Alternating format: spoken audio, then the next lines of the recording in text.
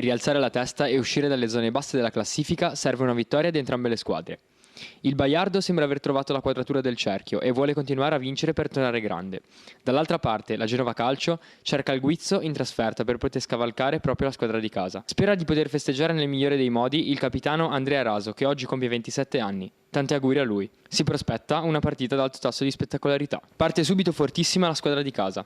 Sul cross perfetto di Capitan Raso dalla bandierina impatta benissimo Rossi. Bravo il portiere di casa Belloro che si supera e salva il risultato. Subito dopo arriva il gol annullato alla Genova Calcio. Il cross di Manu trova la copertura di Boschini che insacca nella porta sbagliata. L'arbitro attento fischia il fallo commesso proprio ai danni del numero 6 di casa e fa tirare un sospiro di sollievo ai neroverdi. Ancora pericolosa la squadra ospite. La girata al volo di Granvillano impensierisce il Baiardo, ma Belloro si distende bene e blocca a terra. Proprio sullo scadere della prima frazione arriva la più grande occasione da gol per il Baiardo. Il fraseggio tra Digno e il portiere Grosso favorisce l'arrivo di Grallinu, che riesce a colpire il pallone verso la porta sguarnita. Il poderoso scatto di Grosso gli permette di poter arrivare sul pallone e allontanare così il pericolo. Proprio all'inizio della seconda frazione è subito il Baiardo pericoloso. Partenza guidata da Grallinu che riesce a servire in profondità Poggi.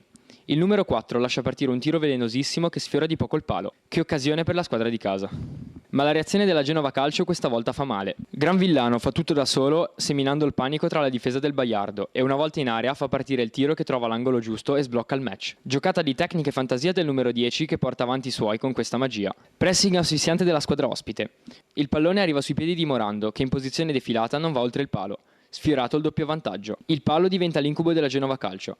Al 73esimo, infatti, ospiti ancora ad un passo dal gol con il nuovo entrato Bennati. Il numero 15, lanciato a rete da Rossi, si trova tu per tu con Belloro, ma a portiere battuto è ancora il palo a salvare il Baiardo e a negare la gioia della Genova Calcio. Lo spunto di Raso porta ancora gli ospiti vicino al gol. Il capitano serve bene Rossi che riesce ad allargare su Memoli, il quale fa partire un potente tiro. Belloro si distende splendidamente e mette in angolo. Per il Baiardo non è proprio giornata. Dopo 2 infortuni nel primo tempo si fa male anche Poggi, ma i cambi sono esauriti. Il numero 4 è costretto così a uscire lasciando i suoi in 10 uomini. All'ultimo respiro arriva la clamorosa occasione per il pareggio. Angotti serve Belfiore in area che dopo un controllo prova la botta aerea, ma il pallone termina in cielo tra le disperazioni della squadra di casa. La Genova Calcio spreca tanto ma riesce comunque a ottenere i 3 punti. Il Baiardo dilaniato dagli infortuni non riesce a concretizzare.